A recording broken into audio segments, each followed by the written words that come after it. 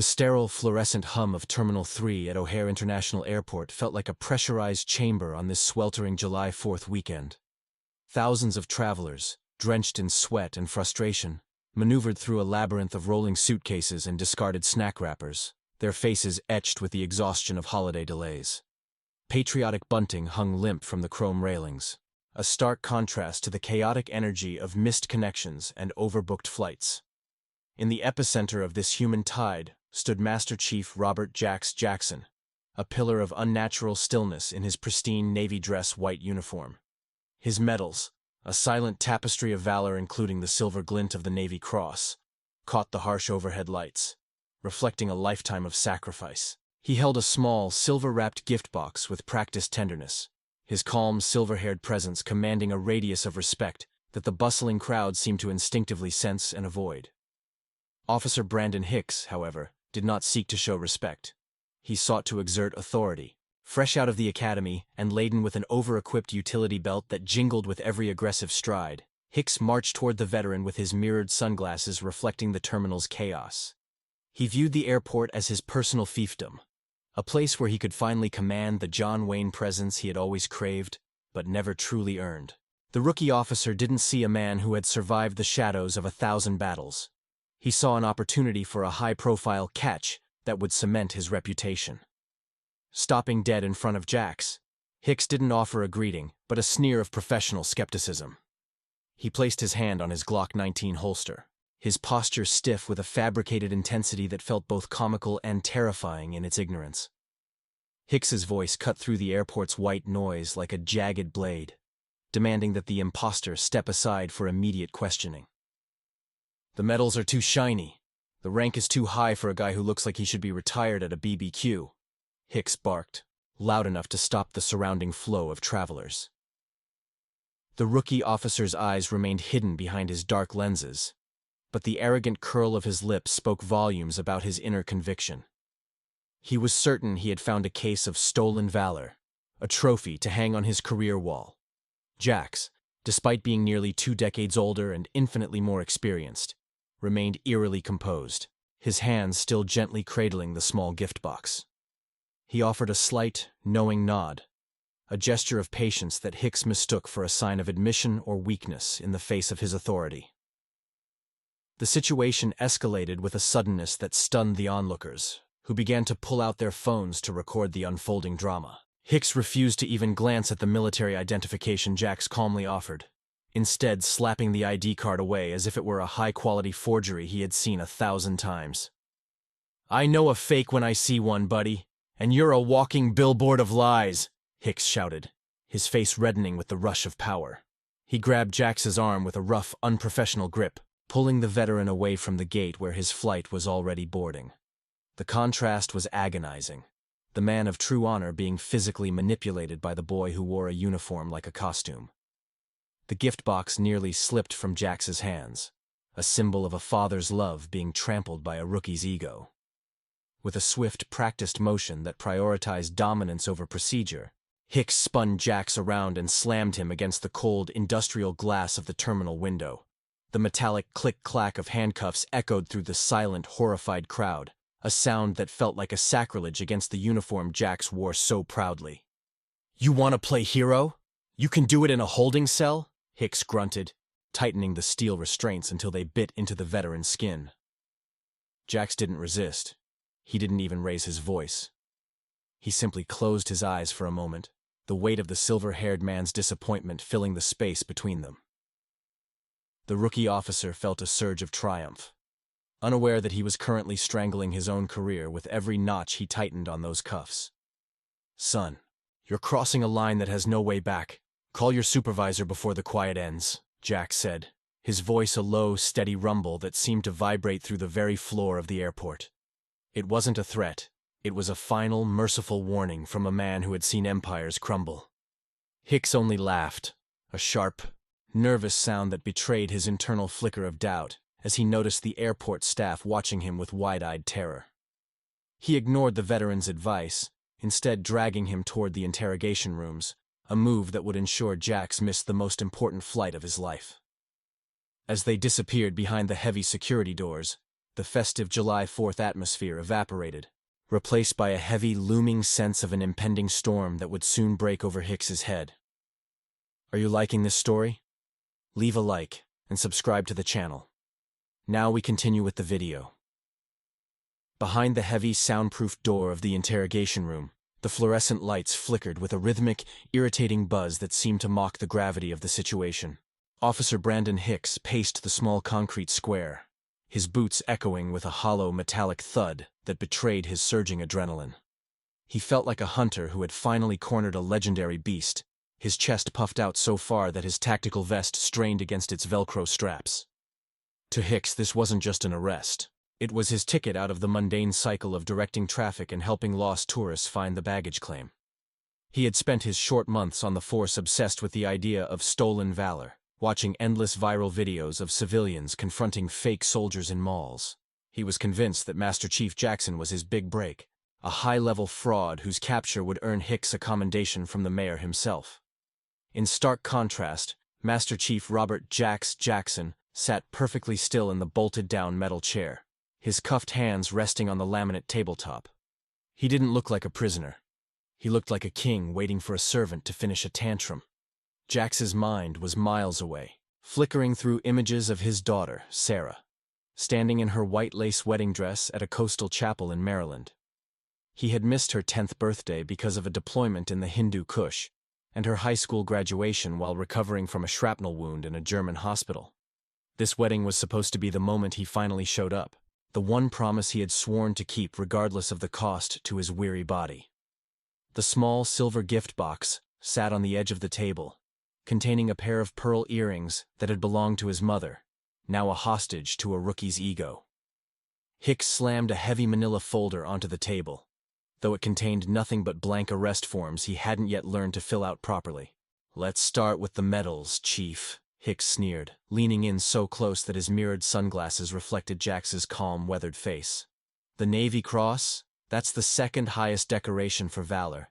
You're telling me a guy your age, wandering around O'Hare alone, just happens to be a living legend? I don't buy it for a second." Hicks was fueled by a toxic cocktail of insecurity and a desperate need for relevance, projecting his own lack of sacrifice onto a man who had bled for the flag. He didn't see the scars hidden beneath the crisp white sleeve of the uniform, nor did he understand that true heroes rarely shout about their deeds. To Hicks, everything was a performance, and he was determined to pull back the curtain on this supposed actor. Jax looked up, his dark eyes meeting the reflection of the room in Hicks's glasses with a level of intensity that made the younger man flinch.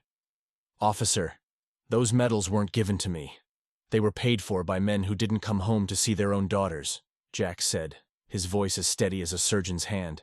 He wasn't angry yet, but a deep, resonant disappointment permeated every word he spoke. A sadness for the state of the uniform Hicks was currently dishonoring. Jax had spent 30 years in the Navy, rising through the ranks of the SEAL teams through grit, silent professionalism, and a refusal to break under pressure. He had led men through hellscapes that Hicks couldn't even imagine in his worst nightmares. Seeing his life's work reduced to a suspicious fashion choice by a boy who had likely never faced a true threat was a unique kind of insult.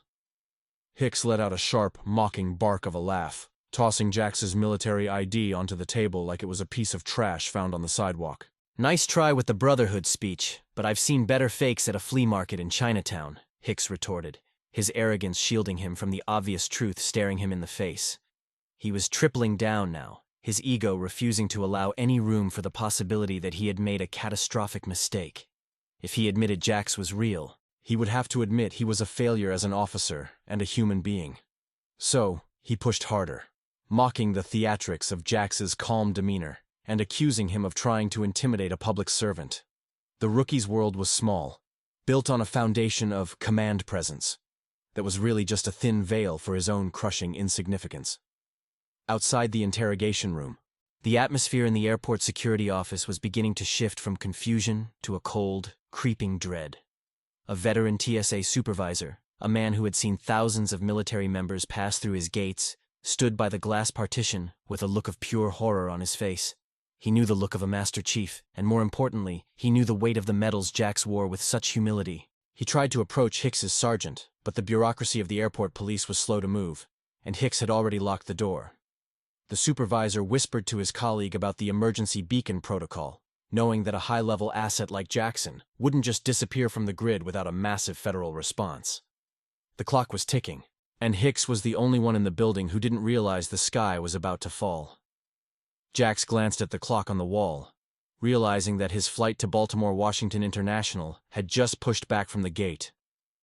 A flicker of genuine pain crossed his face, the first crack in his stoic armor, as he imagined Sarah's face when he didn't walk through the terminal doors. He had promised her he wouldn't be the ghost this time, that he would be the father who walked her down the aisle and danced the first dance. That promise was currently being incinerated by the petulance of a 22-year-old with a badge and a chip on his shoulder. "You've just made me miss my daughter's wedding, Officer Hicks," Jax said, his voice dropping an octave, becoming a low, dangerous hum. "You think you're protecting the uniform, but you're the only one here who doesn't understand what it actually means to serve." Hicks felt a shiver run down his spine, a primal instinct warning him that he was in the presence of a predator, but he quickly suppressed it with another surge of bravado.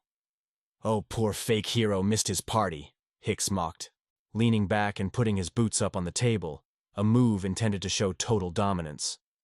"Maybe you can tell your story to the judge tomorrow, or better yet, tell it to the guys in the county jail who actually respect valor." He was so caught up in his own narrative that he didn't notice the silent alarm light on the wall begin to pulse a dull, rhythmic red. Jax had subtly activated a distress signal integrated into his military-grade watch when the handcuffs first went on, a protocol reserved for high-value targets who were being detained or kidnapped. The signal was already bouncing off satellites, alerting NCIS and the FBI.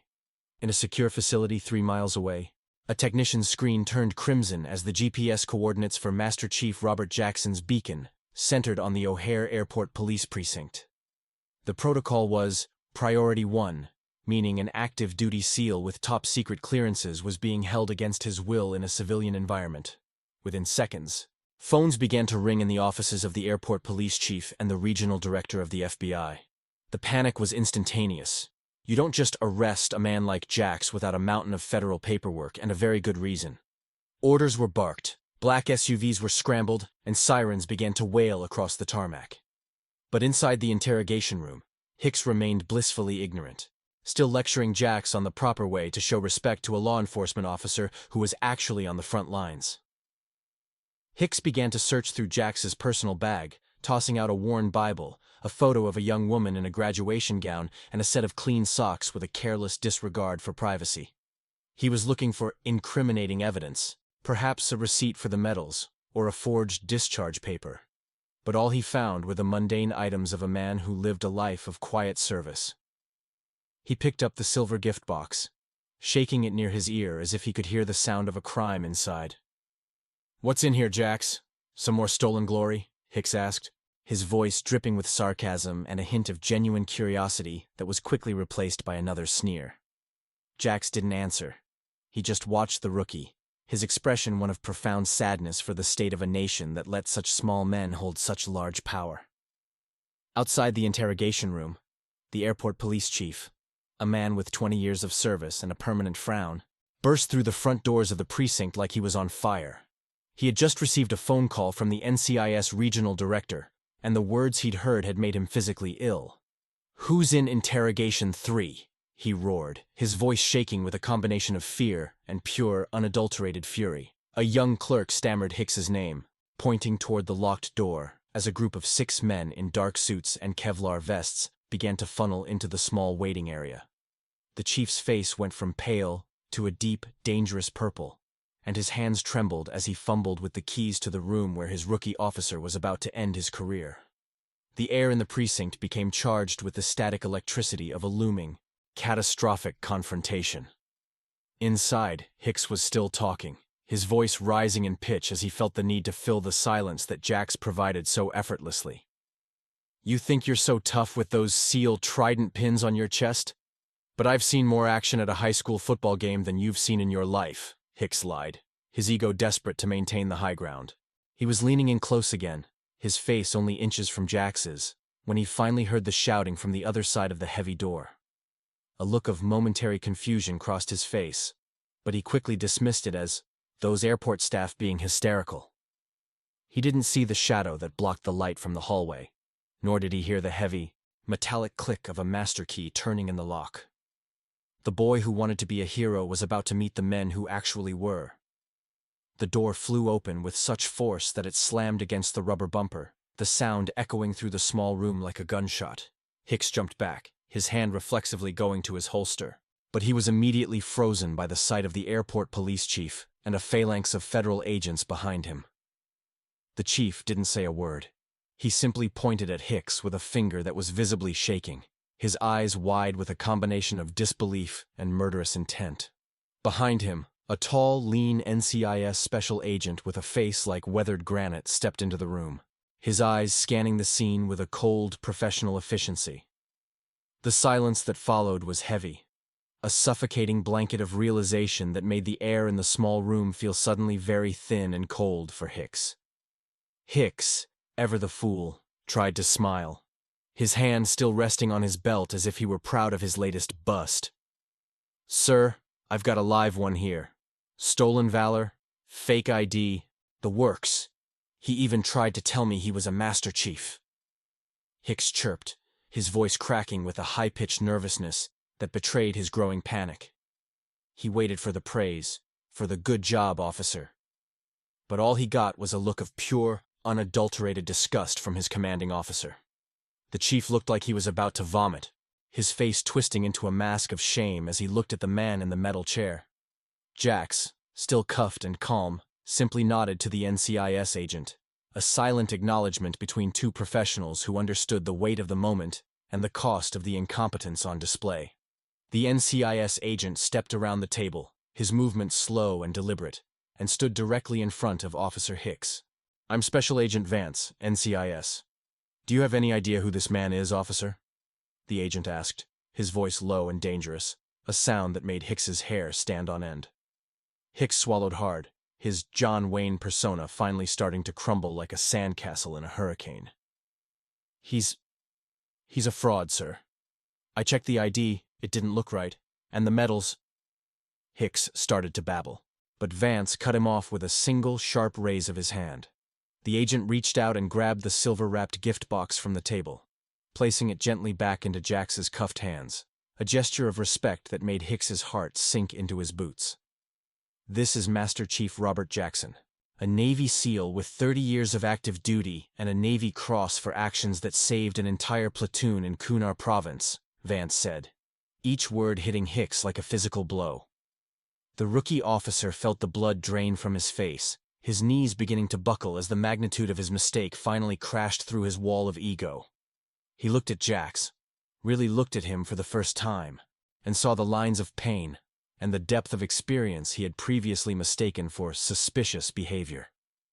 The silence in the room was deafening, a vacuum that sucked the air out of Hicks's lungs. He tried to speak, to offer an apology or an explanation, but his throat was so tight he could barely breathe, and his mirrored sunglasses slid down his nose. The airport police chief stepped forward, his eyes locked on Hicks with a cold, hard finality that left no room for negotiation. "Give me your badge, Hicks. Now," the chief ordered, his voice trembling not with fear, but with the effort of not striking the young man in front of him. "You've embarrassed this department, you've dishonored that uniform, and you've just committed a civil rights violation on a federal hero. You're done." Hicks's hands shook as he reached for the silver star pinned to his chest, the piece of metal he had treated like a weapon rather than a responsibility. He fumbled with the clasp, his fingers numb and clumsy, finally handing the badge over to the chief with a look of utter, soul-crushing defeat that would haunt him for the rest of his life. The NCIS agent produced a set of keys and leaned over to unlock the handcuffs that were still biting into Jax's wrists. As the steel cuffs fell to the table with a heavy final clack, the agent snapped a crisp, professional salute to the Master Chief. "Our sincere apologies, Master Chief.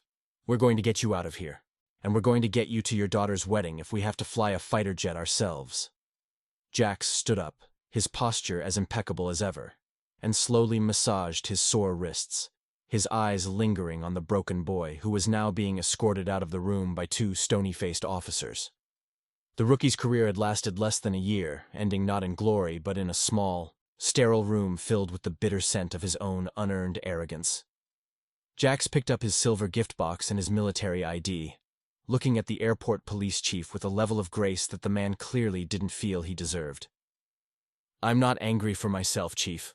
I'm disappointed in the institution he represents," Jax said, his voice carrying the weight of a final, crushing judgment. He walked out of the interrogation room, his white uniform gleaming under the hallway lights, a man of true honor returning to the world he had sacrificed so much to protect.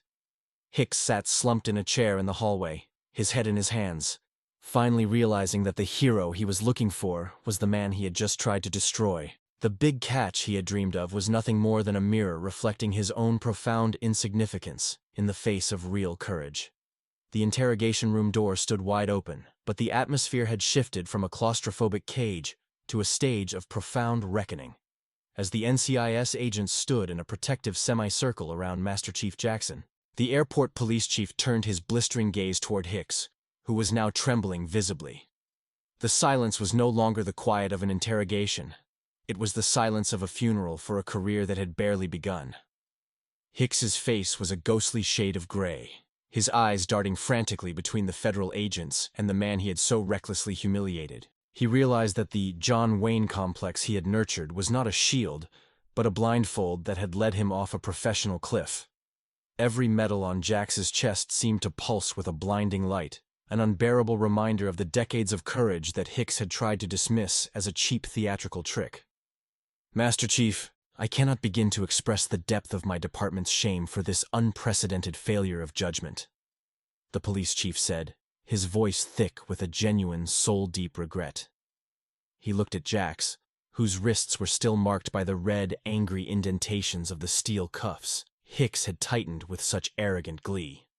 The chief felt the weight of every citizen's trust crumbling in that moment, knowing that one boy's ego had jeopardized the reputation of hundreds of honorable officers.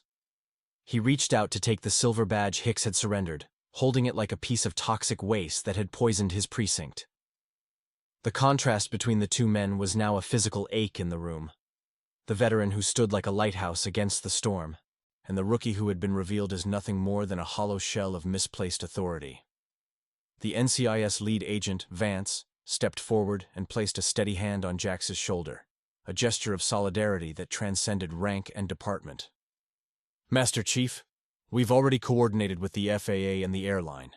Your daughter's wedding is not a lost cause today," he stated firmly. "We have a federal transport waiting on the tarmac, and we've secured a direct flight path to ensure you're at that chapel before the first guest takes a seat." Jax's stoic expression finally softened, a glimmer of profound relief washing over his features as he gripped the silver gift box tighter against his chest.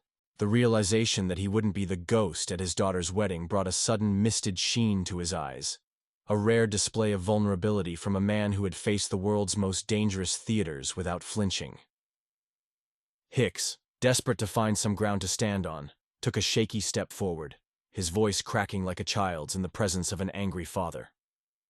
I was just trying to follow protocol. I thought I was doing the right thing for the service," he stammered, his words falling flat against the cold, hard reality of the room.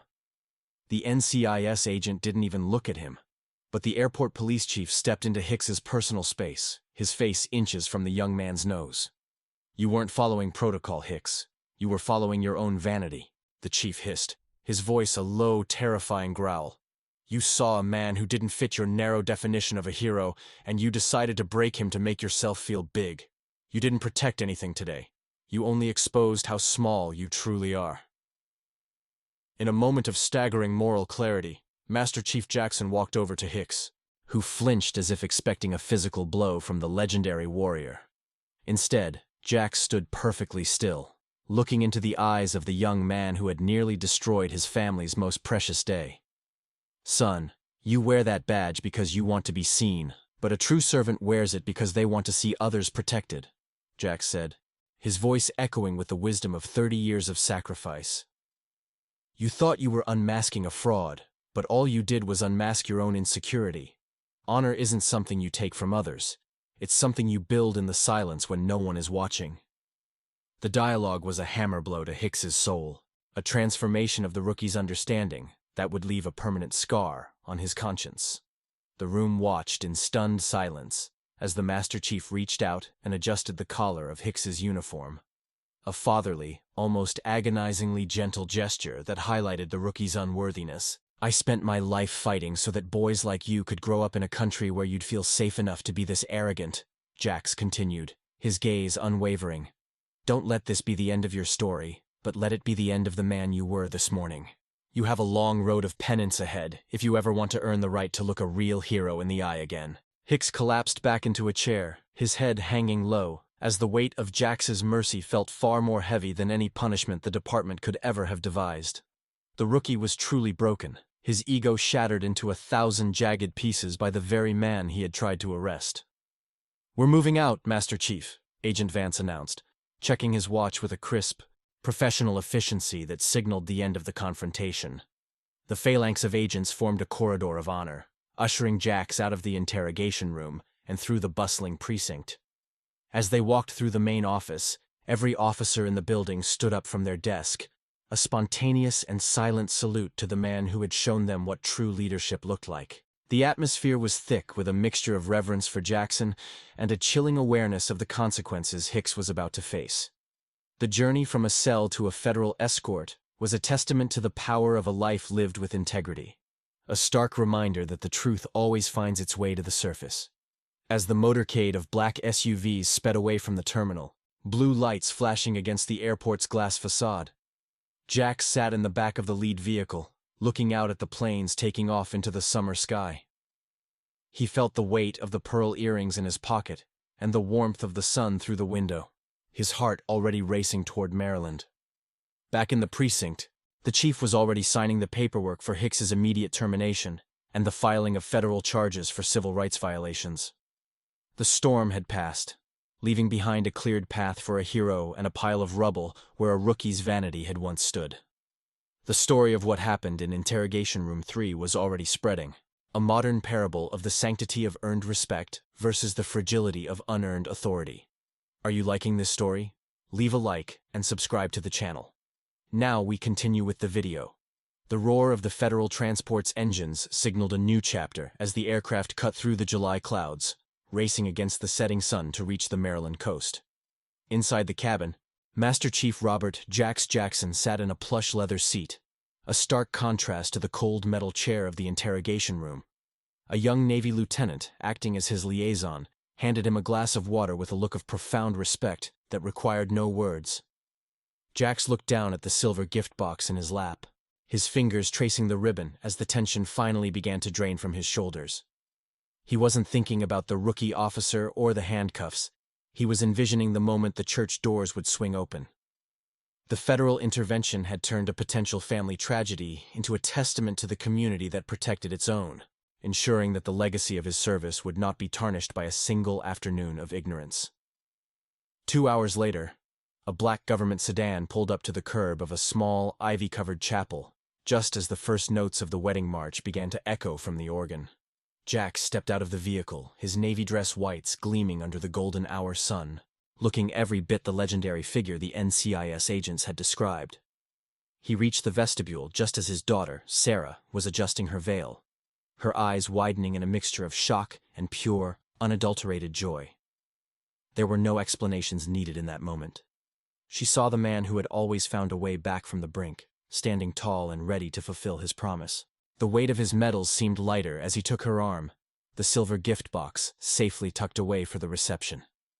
They walked down the aisle together, a father and daughter united not just by blood, but by a resilience that had survived the greatest of trials.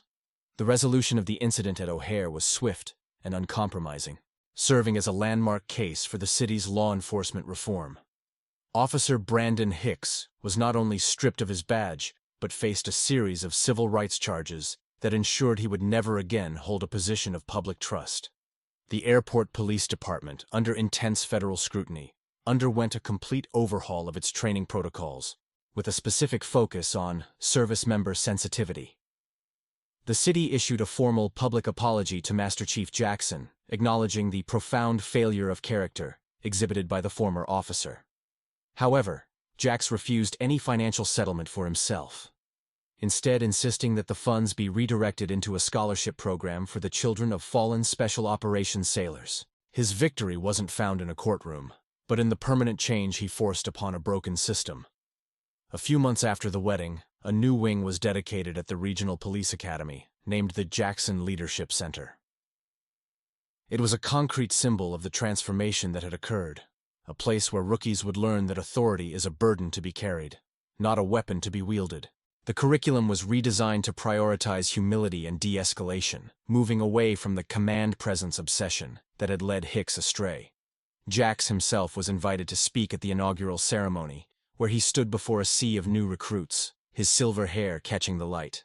He didn't speak of his combat tours or his medals. He spoke of the responsibility of the uniform and the sanctity of the human beings who stand before them. His words became the foundation of a new era of policing in the city, one built on the urns of respect. The transformation was not limited to the institution, as Jax's daughter and her new husband eventually welcomed a son, whom they named Robert, in honor of the man who had made it to the wedding against all odds. Jax, now retired from active duty, spent his days teaching his grandson how to sail and the importance of keeping one's word.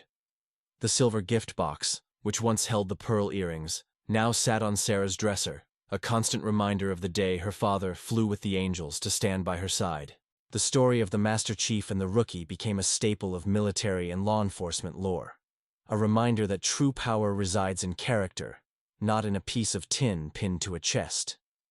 The cycle of honor had been preserved, passed down to a new generation that would grow up knowing the value of a life lived in service. As the sun sets over the Maryland coast, Jax often sits on his porch, looking out at the horizon where the sea meets the sky. He feels a sense of peace that he hadn't known during his decades of shadow warfare, a quiet satisfaction in knowing that his final mission had been his most impactful. He had not only defended his own honor, but had planted the seeds for a more compassionate and just world for those who would follow. The memory of the handcuffs and the sterile interrogation room has faded, replaced by the laughter of his family and the steady pulse of a life well lived. He is no longer just a warrior of the shadows. He is a beacon of light for those lost in the fog of their own ego. The story of Robert Jax Jackson ends as it began, with a man of quiet strength, standing firm in the truth of who he is. Have they made any gesture of kindness that changed a life? Leave a little heart if you believe that love is more powerful than any wealth. Subscribe for more second chance stories. Comment, love is priceless if you also believe in human union. The crisp morning air at the Metropolitan Police Academy was filled with the rhythmic sound of boots on pavement and the sharp commands of drill instructors. In the back of a specialized firing range, Master Chief Jax stood as a guest instructor, watching a new class of recruits handle their sidearms with a focus that bordered on reverence. He wasn't there to teach them how to shoot. He was there to teach them the burden of the badge, a seminar on the ethics of power. After the session, as the recruits filed out, Jax walked toward the exit, his pace steady and purposeful. Outside the main gate, near a large industrial trash can, a small tarnished piece of plastic caught the morning light. It was a discarded name tag, the letters Hicks, partially obscured by dirt and the passage of time, a forgotten relic of a man who chose arrogance over honor. Jax didn't stop to look, he simply kept walking toward the future, leaving the shadows of the past exactly where they belonged.